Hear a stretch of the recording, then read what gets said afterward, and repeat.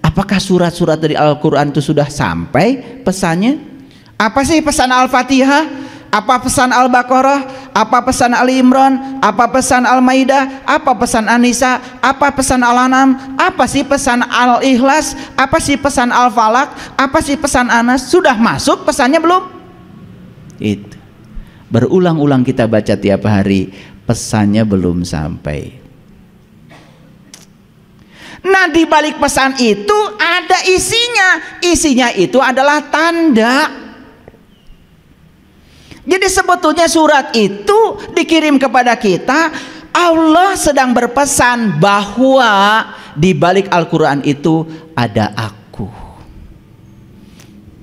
Clear? Makanya ada kata-kata bijak ya. Siapa yang melihat Quran dengan mata lahirnya, dia hanya melihat kata-kata. Siapa yang melihat Quran dengan pikirannya, dia hanya melihat pengetahuan. Tapi siapa yang melihat Tuhan dengan mata kalbunya, dengan segenap jiwanya, maka dia akan melihat Tuhan.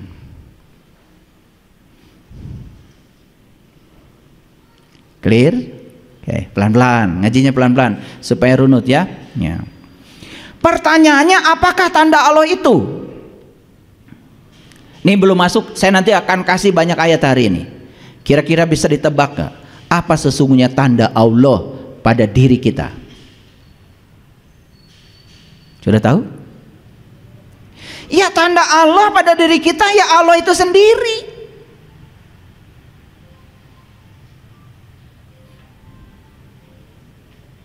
Tanda Allah pada diri kita adalah Allah itu sendiri. Yuk kita buktikan perlahan-lahan ya. Supaya jelas saya sampaikan dulu hadisnya. Jadi dalam hadisnya dikatakan, sampaikan dariku walaupun satu ayat. Seorang Rasulullah, seorang Nabi Muhammad dan nabi-nabi yang lain tidak mungkin menyampaikan sesuatu kepada orang lain, sesuatu yang belum dialaminya, belum dipahaminya. Saya pastikan itu. Karena ada ayat yang membatasinya nanti. Saya akan tunjukkan ayat. Jadi hadis ini adalah hadis riwayat Bukhari. Yuk, pertanyaannya sederhana. Nabi menyampaikan sesuatu kepada kita, tentu dialami dulu sebelum disampaikan. Harusnya kita pun sebelum menyampaikan sesuatu pada orang lain, alami dulu apa yang dialami oleh Nabi. Setuju? Makanya malam yazuk lam ya'rif, yang tidak mengalami tidak akan paham. Jadi paham itu hanya lahir dari pengalaman. Jadi paham itu bukan dari baca buku, paham itu bukan dari baca kitab. Apalagi baca kitab hanya sekedar menggunakan pikiran. Kan yang keluar cuma sebatas pengetahuan. Itu yang menyebabkan perbedaan pendapat tidak bisa dibantah lagi. Jadi aja banyak pendapat, pas saya jadinya berantem gitu. Kalau diikat oleh pengalaman, sekalipun kata-katanya berbeda, tidak akan ada perbedaan pendapat. Oke, lanjut dulu.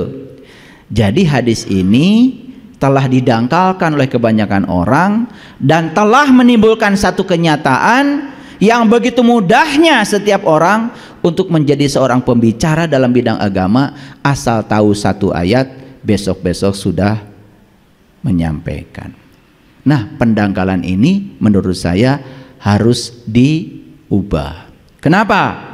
Karena ada ayat yang membatasinya dan tidak mungkin hadis dengan ayat Quran itu berlawanan. Sebentar lagi kita akan masuk ke situ. Baik. Pernah lihat nggak ayat ini? Ini Quran surat Asy-Syaff, surat ke-61 ayat 2. A'udzubillahi minasyaitonirrajim. Bismillahirrahmanirrahim. Ya ayyuhallazina amanu lima taquluna ma la taf'alun. Hai orang-orang yang beriman, mengapa kamu mengatakan sesuatu yang tidak kamu kerjakan?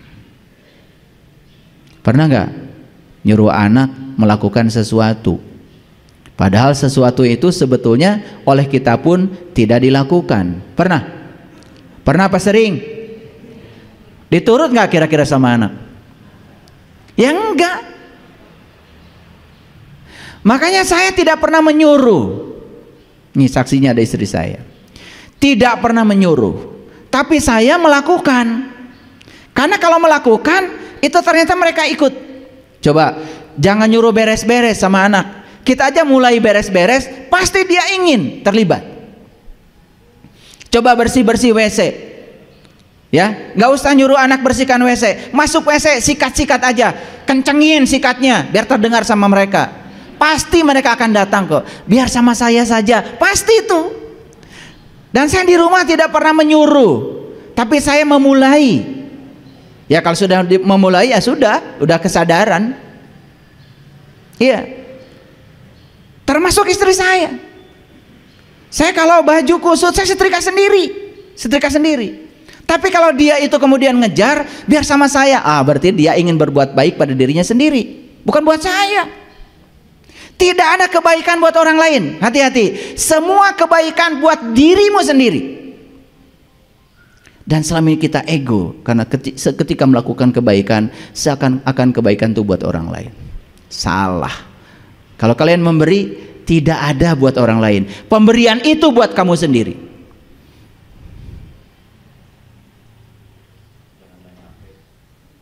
Ya? Jangan main HP. Lah, ibunya bilang jangan main HP sambil main HP. Yang saya tidak melarang main HP ya, karena sekarang banyak yang bisa dipelajari di HP. Mungkin juga kalian yang datang di sini mungkin gara-gara juga lihat HP kan, lihat YouTube saya, mungkin. Ya itu makanya saya tidak menyerang. Tetapi kalau jangan main game, ibu bapaknya sedang asik main game. Nah ini masalah. Lihat saya semuanya. Ya ayyuhallazina amanu lima taquluna ma la taf'alun. Kemudian Allah mengatakan kaburu maqtan indallah an taqulu ma la taf'alun.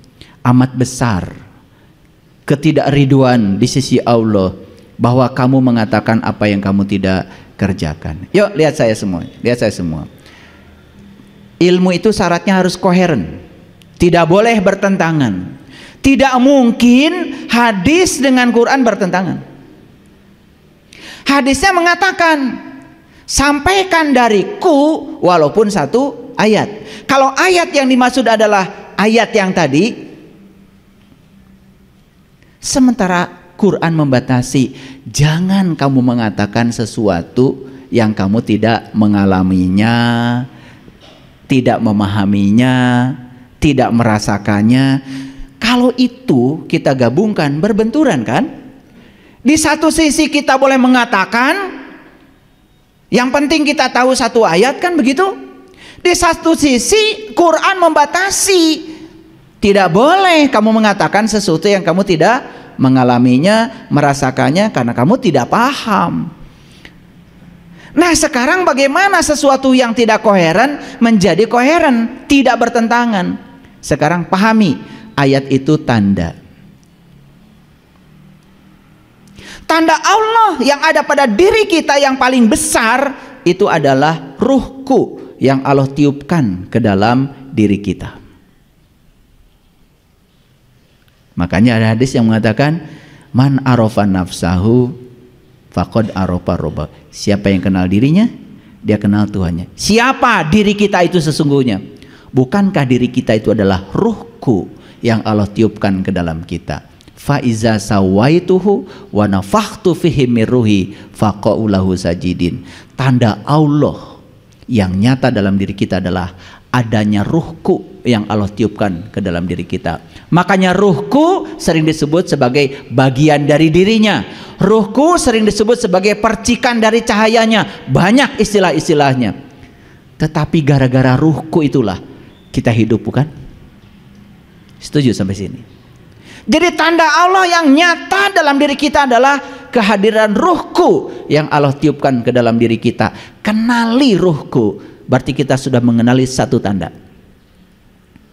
Dan kalau sudah mengenali satu tanda, berarti kita sudah beriman.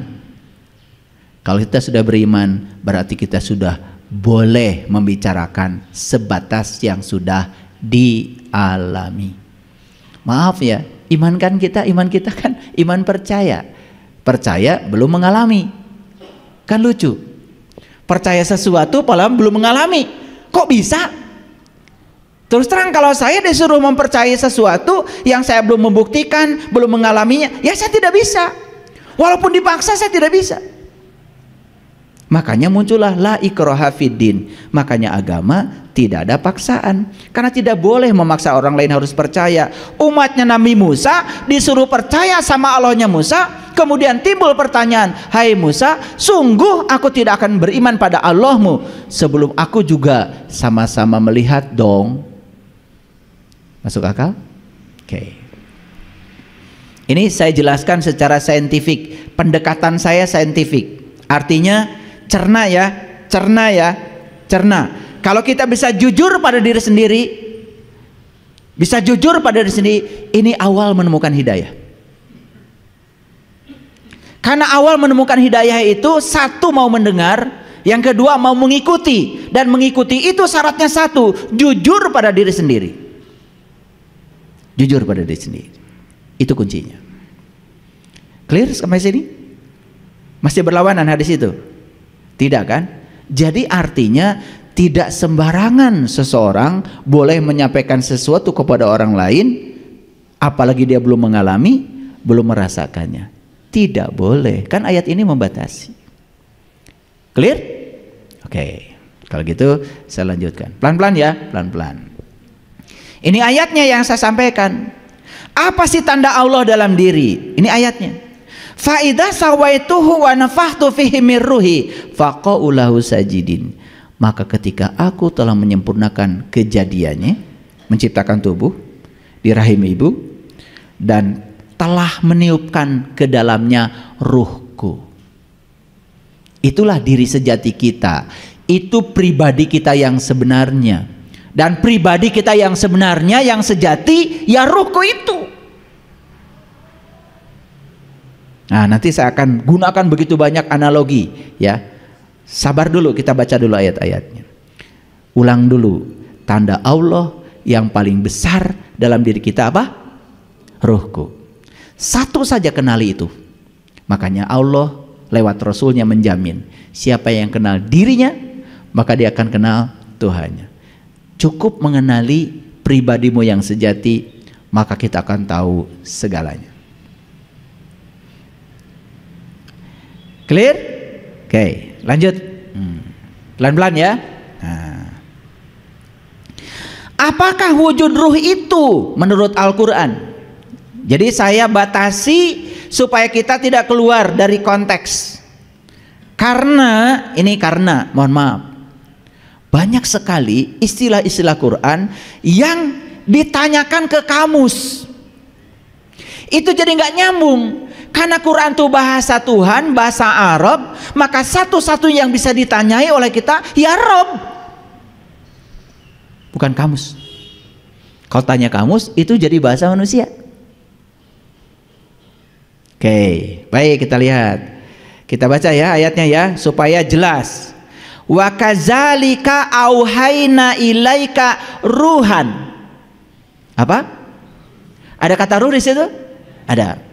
Saya terjemahkan ya.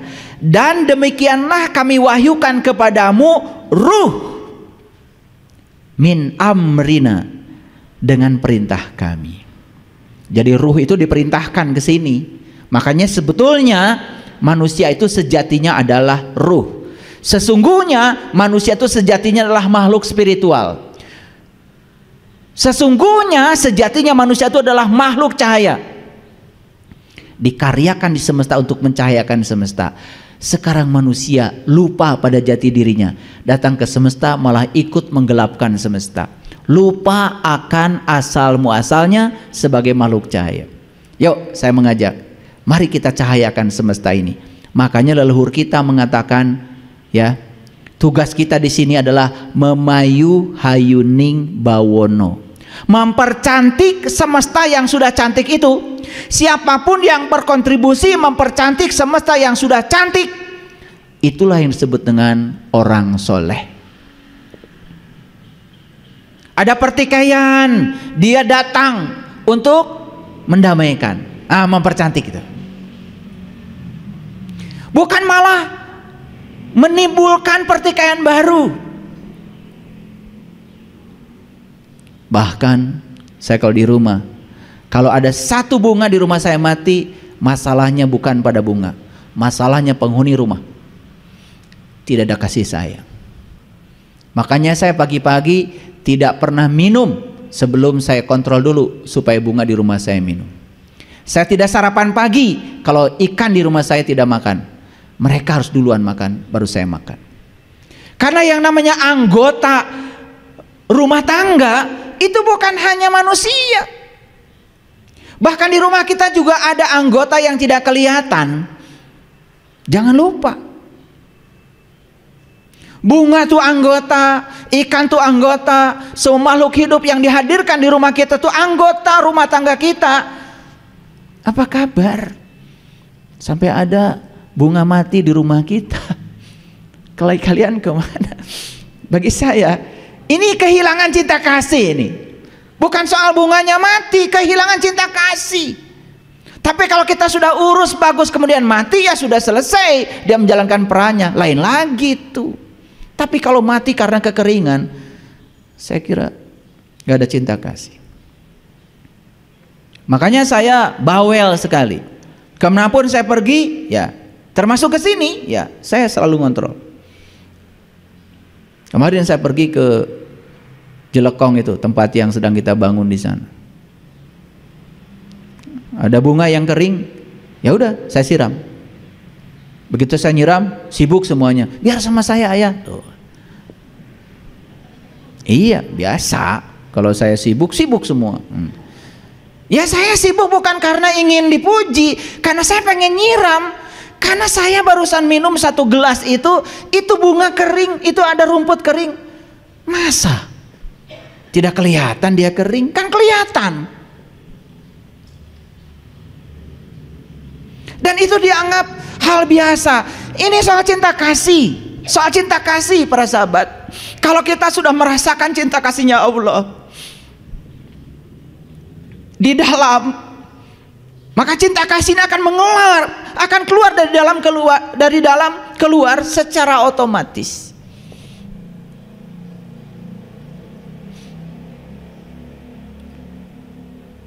Saya dari rumah sampai ke sini, mohon maaf, gak pernah saya di jalan itu yang ayo pak ngasih 1.000, 2.000, 10.000, 5.000, karena saya menyiapkannya itu.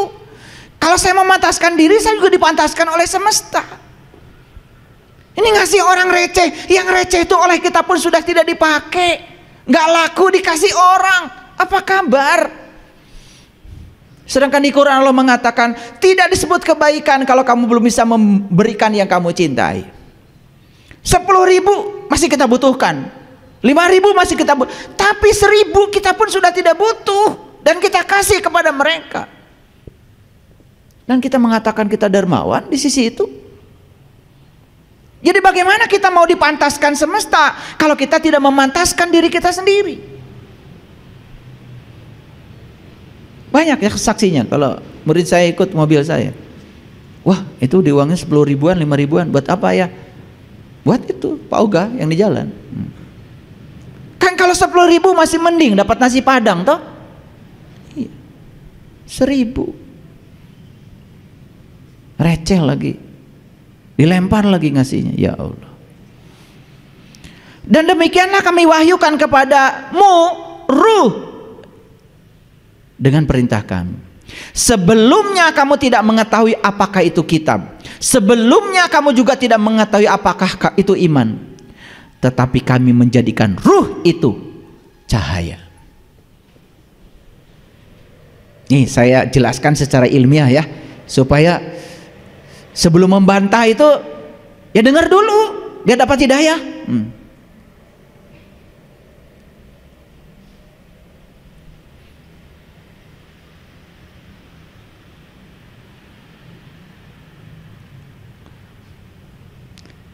Kita itu gampang sekali kalau membantah gitu.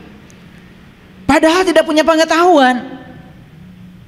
Bahkan tidak mendalami apapun, cuman kebetulan ada atribut pada diri kita sebagai siapa di masyarakat, gampang sekali melakukan penghukuman pada orang lain.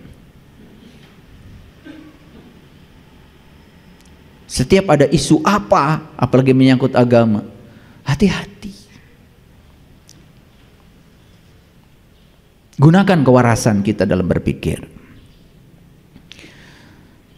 Sebelumnya kamu tidak mengetahui apakah kitab, sebelumnya kamu tidak mengetahui apakah itu iman, tetapi kami menjadikan ruh itu adalah cahaya. Jelas ayatnya di sini. Di sini, walakin ja'alnahu nuron.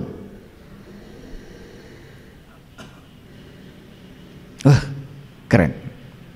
Wa kadzalika auhayna ilaika ruhan min amrina ma kunta tadri mal kitab walal iman walakin ja'alnahu nuron. Dan setelah aku jadikan ruh itu adalah nur dan kamu bisa menyaksikannya, maka kamu akan mengerti apa itu kitab, apa itu iman.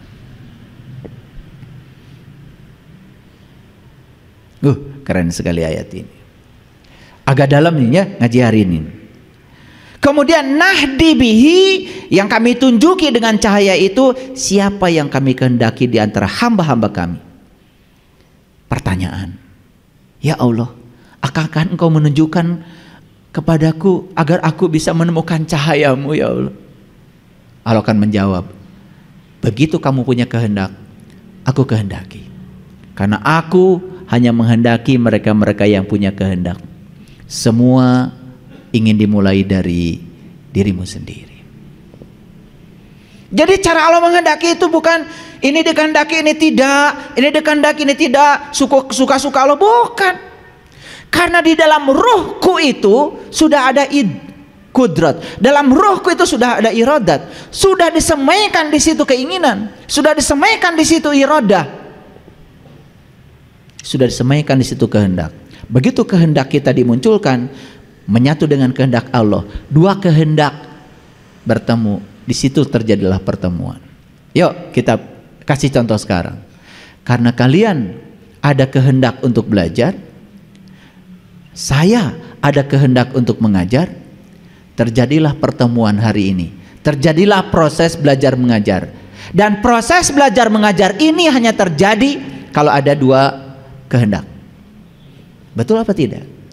Kurang apa buktinya? Jadi ingin sesuatu terjadi, ya sudah mulai. Kamu yang menghendaki, biar dikehendaki sama Allah. Makanya Allah bilang di Quran, man kana yarju liqa'a rabbih, man kana yarju liqa Allah, fa inna ajalallahu laj. Barang siapa yang berharap, berkehendak, berkeinginan jumpa dengan Allah, maka waktu yang dijanjikan itu pasti datang. Kepada siapa? Kepada yang berkehendak, itu aja kok sederhana, tidak ada syarat yang lain. Kalau ada yang bilang, wah syarat jumpa dengan Allah tuh harus ini harus itu, itu belum jumpa dia. Banyak syaratnya. Quran juga syaratnya cuma satu kok. Barang saya berharap, pasti waktunya datang. Yang tidak berharap, ya sudah, nggak datang-datang, itu aja kok. Ada yang telepon tadi pagi sama saya, ayah saya rindu sama ayah. Sebetulnya saya hari ini pengen ke masjid. Bullshit loh. Kalau rindu sama saya dan pengen ke masjid, ya pasti kamu tuh sudah ada di sini. Ngomong sama saya basa-basi begitu. Ya mohon maaf, jadinya saya omelin. Bullshit aja kamu ngomong begitu, saya bilang. Sama saya lagi. Ya sama yang tidak sadar ngomong begitu, ya mungkin yes saja. Sama saya mohon maaf, ya saya omelin. Kalau kamu kuat keinginannya, kamu ada di sini sekarang. Karena yang mengantarkan kita ke sini itu kan tekad. Coba, yang dari Gombong ada di sini karena tekad. Maaf, kalau tekadnya kuat, semesta itu akan memfasilitasi. Bahkan saat ngomong begitu mau ke Bandung, mungkin duitnya belum ada. Begitu mau pergi ada duitnya. Tanya coba, tahu kok saya. Nggak usah ngobrol sama saya. Gitu. Jadi jangan banyak basa-basi. Ya. Saya rindu, pengen ke sana. Cuman mohon maaf sibuk. Ya nggak rindu. Kamu rindu sibuk aja. Maaf ya. Ini udah biasa kita itu basa-basi jadi basi. Oke, lanjut dulu. Clear dulu ya. Sampai sini ngerti? Jadi Allah akan menjadikan ruh itu sebagai nur. Supaya apa? Supaya gampang dikenali.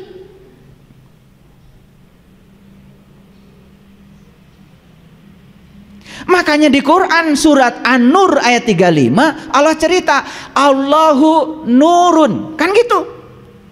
Allahu nurus samawati wal ard, kan gitu. Nih ada orang pesantren.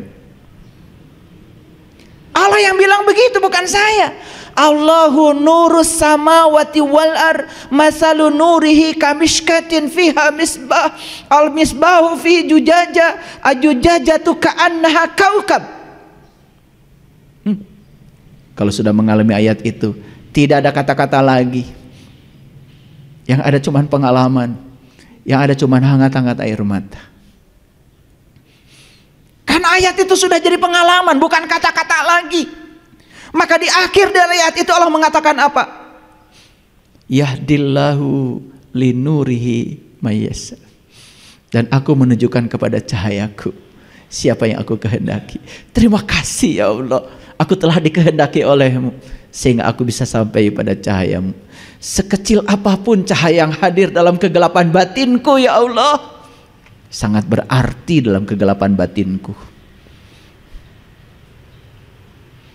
Gitu nggak ngajinya? Lanjut dulu. Santai dulu, tarik nafas dulu dalam-dalam. Yes. Biar sadar. Nah, sekarang saya mau jelaskan dulu. Tugasnya para nabi, para rasul itu tadi secara global mengajak manusia kembali kepada Allah. Itu visinya. Misinya, visi dengan misi beda ya. Misinya adalah mengajarkan ilmu ketuhanan, mengajarkan manusia supaya mengenal Tuhan. Makanya ya, tugasnya para rasul itu dirangkum dalam Quran surat Al-Imran ayat 49 cuma 3. Boleh nanti kalau nggak percaya buktikan sendiri ya. Surat Al-Imran ayat 49. 3 tugas Rasul. Lihat saya semuanya. Kalau tugas Rasul 3, berarti siapapun yang mengaku umatnya Rasul, jelas tugasnya 3 juga dong. Masa jadi 5? Yuk, apa saja tugasnya Rasul kata Quran? Nih, saya sampai tulis bahasa Arabnya. Yang pertama tugasnya Rasul itu adalah wa ubriul akmaha, membebaskan penyakit buta dengan seizin Allah. Wa ubriul akmaha biiznillah. Buta apa? Nah, ada sekelompok manusia yang berteriak kepada Allah, itu diabadikan dalam Quran. Ya Allah Tuhanku, kenapa engkau himpunkan aku dalam keadaan buta? Apa jawaban Allah? Fa innaha la ta'mal absyar walakin ta'mal qulubul lati fis sudur. Yang buta bukan matamu yang itu, tapi yang buta adalah mata kesadaran. Jadi tugas utama Rasul yang pertama adalah membebaskan penyakit buta, tentu dengan seizin Allah. Karena di Quran itu semuanya begitu. Ya biiznillah, biiznillah, biiznillah, dengan seizin Allah.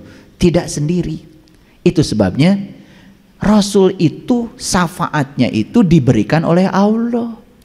Makanya Allah bilang di Quran, kullillahi syafa'atu jami'a. Katakanlah hai Rasul, syafaat itu jami'a, semua kepunyaan Allah.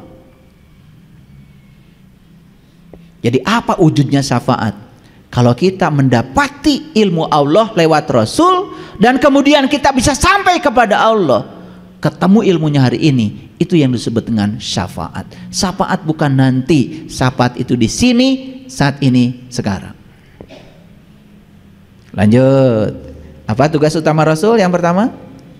Membebaskan penyakit buta dengan seizin Allah. Jadi siapapun yang mengaku dirinya umat Rasul, apalagi menyampaikan tanda-tanda menyampaikan itu yang disampaikan tadi. Sampaikan walaupun satu tanda. Berarti dia harus mengalami dulu dong tanda ini. Ini masalahnya belum mengalami apa-apa sudah keluar-keluar di mana-mana. Dan kebohongan kalau diulang, berulang, lama-kelamaan dianggap kebenaran. Itu bahaya. Membentuk paradigma. Kenapa? Karena pada subconscious mind-nya manusia itu ada yang namanya RAS, Reticular Activating System. Itu filter yang jebolnya itu bukan karena baik buruk, jebolnya itu karena pengulangan. Makanya sering mengulang-ulang sesuatu masuk subconscious mind. Wah, kalau sudah di situ perlu bantuan Mas Wendy itu ngeluarinnya. Harus dihipnoterapi.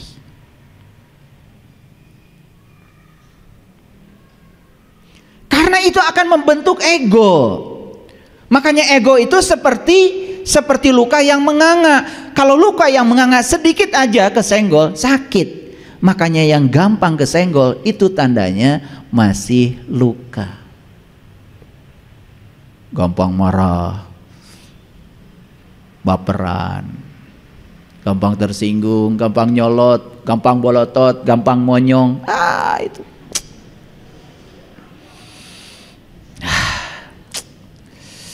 Menakutkan.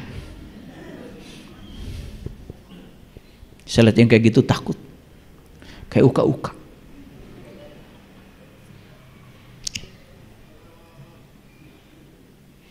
Saya sebetulnya kalau masuk ke masjid suka takut. Banyak uka-uka. Oh, di sini mah enggak beda maksudnya. Yang kedua, tugasnya Rasul itu membebaskan penyakit kulit dengan seizin Allah. Wal abroso. Tahu penyakit kulit? Penyakit kulit itu bukan panu, bukan kurap, bukan kudis. Penyakit kulit itu adalah ngerti sesuatu cuma kulitnya saja. Itu penyakit, karena penyakit kulit itu menular.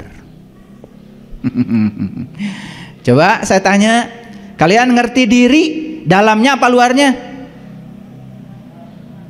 Jawab dong. Penyakit kulit.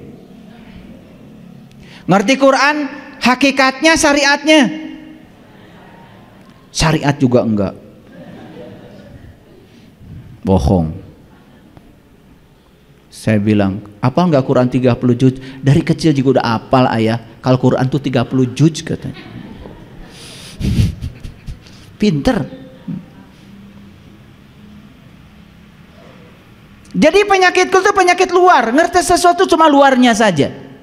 Yang ketiga, menghidupkan orang mati dengan seizin Allah. Mati yang mana? Kalau orang udah mati dihidupkan lagi oleh Rasul. Rasul sedang melawan Allah. Rasul macam apa model kayak gini? Bukan itu. Orang dalam hidup ini sudah mati, kelihatan sibuk padahal mati kesadarannya. Orang yang kayak gini, kata Nabi Muhammad, harus dihidupkan, harus dibangkitkan, harus dikiamatkan. Makanya tanda kiamat itu satu, akan datang Dajjal. Tahu Dajjal? Saya tiap hari ketemu dia. Tiap hari, ya Allah. Di sini pun ada. Dajjal itu si mata satu. Bukan matanya satu begini, bukan. Di Quran dikatakan, aku berikan kepadamu dua penglihatan. Satu penglihatan lahir, satu penglihatan batin. Kalau kalian mau bebas dari penyakit Dajjal, buka mata kolbu. Kalau hari ini melihat baru dengan mata lahir, itulah Dajjal. Ngapain ditunggu-tunggu? Gimana sih kalian ngaji? Mau aja dibohong-bohongi. Oh Dajjal nanti katanya di sana di gunung mana? Ya Allah, itu Dajjal pabalatak.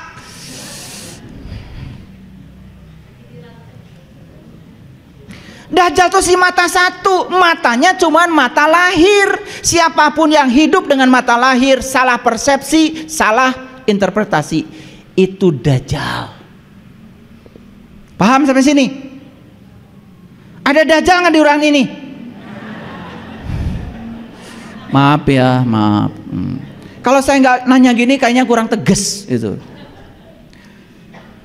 Nah, ketika kita sadar bahwa kita ini si mata satu, Dajjal, oh, saya selama ini pantesan salah persepsi, salah interpretasi, karena saya matanya cuma satu, saya melihat dengan mata lahir, maka saya melihat hanya kulitnya saja. Oh, ternyata Dajjal tuh nggak jauh-jauh nyarinya. Tiap hari dimandiin, disabunin, dilipstikin, ketawa tuh Dajjal. Makanya Dajjal ini harus cari Imam Mahdi. Imam Mahdi, pemimpin yang bisa menunjukkan. Pengen jiwit saya teh kalian tuh. Cari Imam Mahdi, pemimpin yang bisa menunjukkan. Bisa menunjukkan apa? Menunjukkan tanda Allah. Allah tuh bersama kamu. Sedekat itu Allah dengan kamu, kok kamu tidak melihatnya? Ya teh ngalartos teh ngaos teh. Saya udah keringatan gini. Teu karunya atuh ka saya. Makanya setelah ada Imam Mahdi akan terjadi kiamat. Hari kebangkitan. Bangkit apa? Bangkit kita dari tidak sadar menjadi sadar. Cing atuh Dajjal marikir. Yang saya sedih itu si mata satu ini ngomong di mana-mana, seakan-akan dia ngomong kebenaran, padahal ngomong kebohongan, cuma berbaju kebenaran. Kan apa yang disampaikan belum dialami, belum dirasakan, cuman berlindung di balik sampaikan, walaupun satu ayat. Orang teh udah ngadenge si eta, padahal teu ngartina naon. Ini jantung saya berdetak ya, nggak tahu kenapa nih. Kayaknya Dajjal marah. Yang ketiga, tugas Rasul itu menghidupkan orang mati. Yuk kita ulang, kata Quran, tugas Rasul berapa? 3, harus pintar. 1, menyembuhkan penyakit buta. 2, menyembuhkan penyakit kulit. 3, menghidupkan orang mati. Mati apanya? Kesadarannya. Kalau dia punya kemampuan yang 3 ini, itulah yang disebut dengan pewaris ilmunya Nabi. Itu yang disebut dengan ulama. Maaf ya, saya harus bicara ini karena ini kebenaran, ini Quran. Karena terlalu banyak orang yang mengaku-ngaku. Asal sudah bisa Iqra 1 sampai 3, udah bikin pondok pesantren. Lanjut. Oke. Yuk lihat saya semua. Jadi tanda Allah yang paling besar itu apa tadi? Ruhku pada diri. Wujud ruh itu apa kata Allah? Aku ubah menjadi nur supaya gampang dikenali. Maka semua nabi, semua rasul, perjalanan spiritualnya pasti mengawalinya dengan nur. Nabi Ibrahim bertemu bintang, bertemu bulan. Nur bukan? Nur. Nabi Muhammad juga diabadikan dalam Quran surat An-Najm. Najm itu bintang. Nur bukan? Sunan Kalijaga pun memanjat pohon belimbing. Tahu belimbing? Apa? Bintang. Ler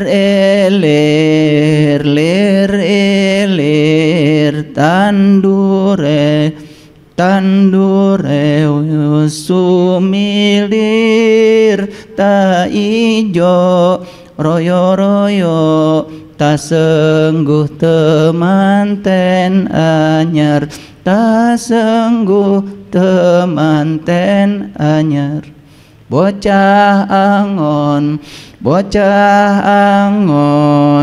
pene no blimbing kuwi lunyu pene no kanggo dodotiro, dodotiro, dodotiro, ting gahing pinggir dondomono jrumatono kanggo seboh mengko sore, kanggo seboh mengko sore, mumpung rembulane, mumpung kalangane ya suraho sora iyo, mumpung Padang, mumpung Jembar kalangane, mumpung kalian hidup,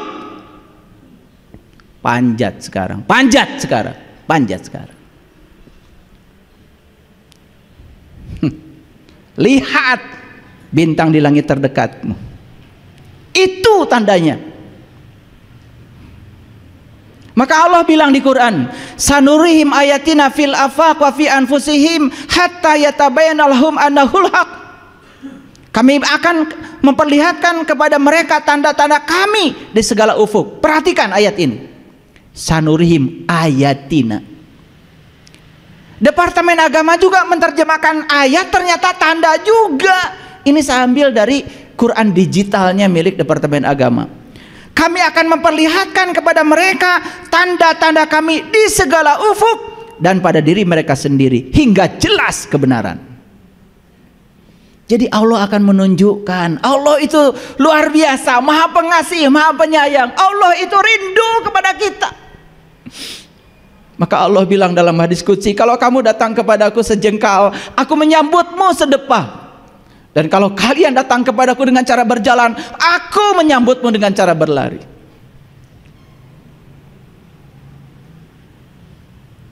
Paham? Jadi Allah menunjukkan tanda-tandanya di mana? Di segala ufuk. Tapi yang paling penting kata Allah, wa fi anfusihim, pada dirimu. Sudahkah kamu menyaksikan tandanya pada dirimu? Sudah? Sudah belum? Kalau belum, kapan?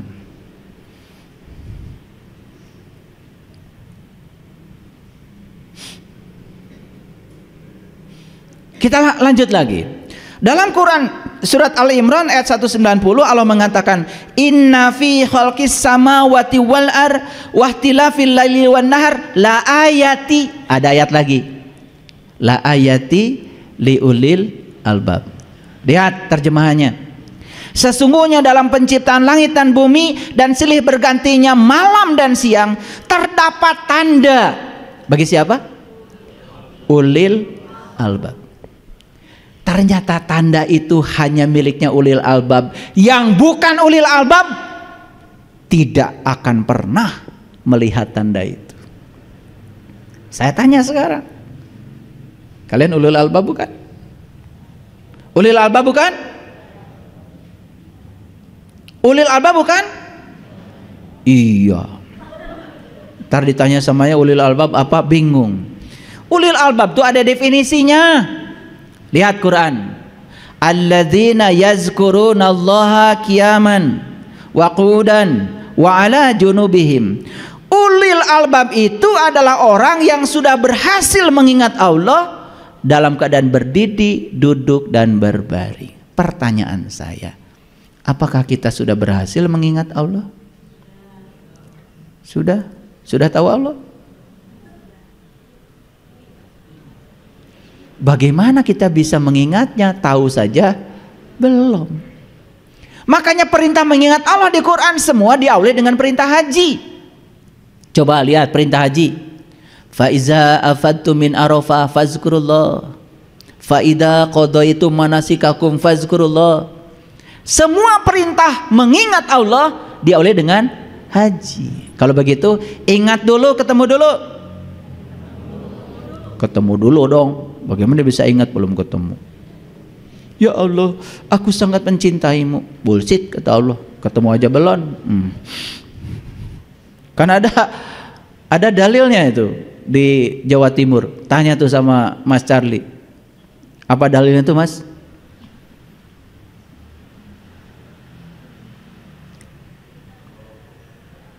Itu tidak mungkin cinta kalau jarang Ketemu kan itu. Apa tuh?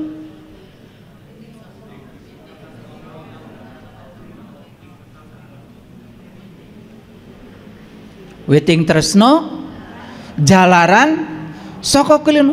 Jadi munculnya tresno itu karena jalaran soko kulino di tempat kuliner.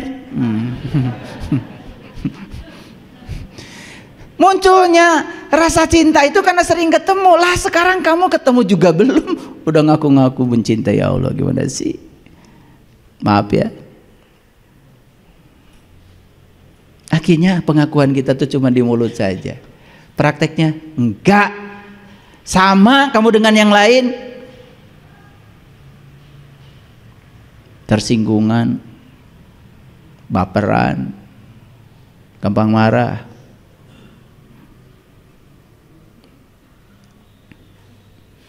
Nah, ulil albab itu karena sudah bisa melihat tanda Allah dalam dirinya. Lihat saya semua. Karena sudah bisa melihat tanda Allah dalam dirinya, maka siapa yang sudah menemukan tanda Allah dalam dirinya, dia juga melihat di semesta ini adalah tandanya. Makanya di Quran dikatakan, maka dia itu mengatakan pada Allah, apa yang dikatakan oleh ulil albab, Rabbana ma khalaqta hada batilan subhanaka faqina azabannar. Ya Allah, tiadalah engkau menciptakan semuanya sia-sia. Maha suci engkau ya Allah, peliharalah kami dari siksa api neraka. Itu ulul albab. Jadi ulul albab sudah nerima apapun. Karena apa? Apapun yang terjadi, ya sudah, terjadilah, itu kebenaran. Tidak menilai benar salah lagi. Gitu. Sudah begitu belum? Boro-boro. Masih judes gitu. Nah sekarang saya akan tunjukkan apa tanda Allah yang paling besar. Kan tadi saya mengulang-ulang. Inilah yang disampaikan di Quran surat An-Najm. Yuk kita lihat sama-sama. Nanti catat surat An-Najm ayat 13 sampai ayat 18. Saya akan bacakan perlahan ya. Walaqad ra'ahu nazlatan ukhra, dan sesungguhnya melihatnya kapan saja. Melihat apa? Nya di situ mengacu kepada An-Najm. An-Najm itu bintang. Jadi melihat apa? Ya melihat wujud ruh dalam diri. Kapan? Kapan saja. Walaqad ra'ahu nazlatan ukhra, dan melihatnya bisa kapan saja. Di mana melihatnya? Inda sidratil muntaha, di puncak kesadaranmu. Jadi sidratul muntaha itu bukan di sana, pada dirimu, ada pada dirimu. Masa kesadaran taruh di sana? Ya kesadaran di sini. Indaha jannatul ma'wa, di dalamnya ada jannatul ma'wa. Ma'wa, ada maul hayat, ada kehidupan, ada energi, ada yang mengalir. Ada taman. Jannah itu taman. Indah jannatul ma'wa, di sana ada taman yang sangat menyenangkan. Bisa dimasuki sekarang? Bisa. Saya bilang bisa. Gimana caranya?